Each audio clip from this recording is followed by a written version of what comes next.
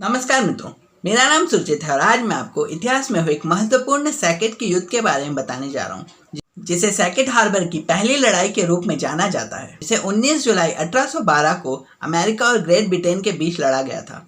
तो वीडियो को अंत तक देखिएगा। धन्यवाद। यह युद्ध अमेरिका और ब्रिटेन के साम्राज्य के बीच 19 जुलाई 1812 को लड़ा गया था। यह इन बलों के बीच युद्ध का पहला अवसर था।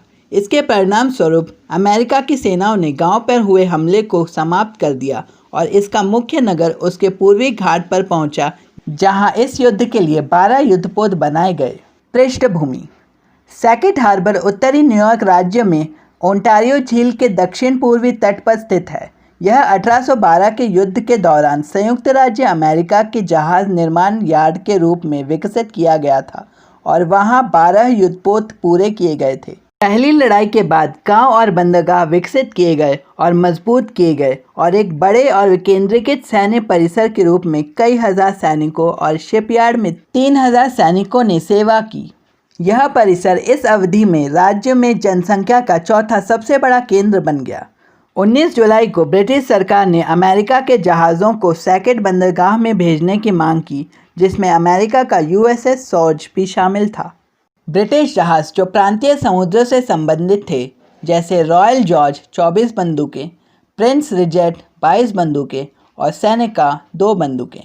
युद्ध: ब्रिटिशों ने पहली गोली ब्रेक ओनेडा में चलाई, जिसने आने वाले ब्रिटिश जहाज़ों से बचने का प्रयास किया, किंतु वे विफल रहे और नौसेना स्थान पर वापस चले गए। इसके पीछे बिंदु पर ओनेडा को 9 तोपों का एक विस्तृत भाग शत्रु की ओर ले जाया गया, जबकि दूसरे जहाज़ बड़ी जल्दी से बाहर की ओर ले जाए गए और तट के किनारे बड़ी बड़ी गोलाबारी रख दी गई।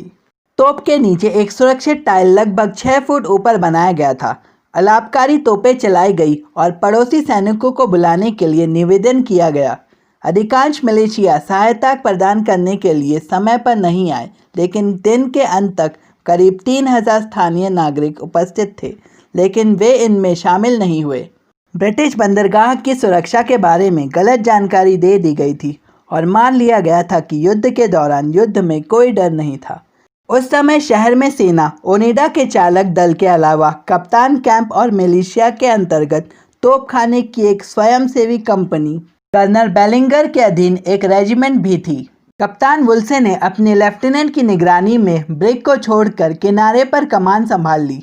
32 पाउंड का दल कैप्टन कैंप के अंतर्गत विलियम वागन और दूसरी बंदूकों के प्रथारी थे।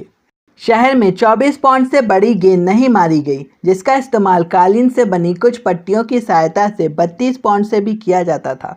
जब तक ये इंतजाम किए गए, तब तक शत्रु अमेरिकी सीमा के भीतर तक पहुंच चुका था। इसके बाद अमेरिकन सैनिकों ने ब्रिटिश सेना को हराकर जीत हासिल की और उन्होंने अपनी जीत का जश्न मनाते हुए उनका राष्ट्रीय गीत यंकी डूडल गाया। परिणाम: 24 जुलाई 1812 को जनरल जैकब ब्राउन ने वुल्से, बेलिंगर और शिविर अधिकारियों को अपनी अपनी क्षमताओं में और विशेष रूप से 32 पाउंडर के दल को इस दिन का श्रेय दिया। विलियम वागन ने, जिसने 32 पाउंडर को आदेश दिया था, युद्ध में पहला शत्रुतापूर्ण बंदूक चलाने का सम्मान किया। जूलियस टोरी एक अमेरिकी अफ्रीकी था, जिसे ब्लैक जूलियस के नाम से जाना जाता था और शिविर में एक बहुत ही प्रिय व्यक्ति था। उल्लेखनीय गतिविधि और साहस के साथ वे अपने पद पर कार्यरत रहे। क्योंकि छोटी बाहों के उपयोग का अवसर नहीं था, इसलिए जो सैन्य दल तैयार किए गए थे, उनका अधिकांश भाग इस नियुक्ति को देखने के लिए उपस्थित थे।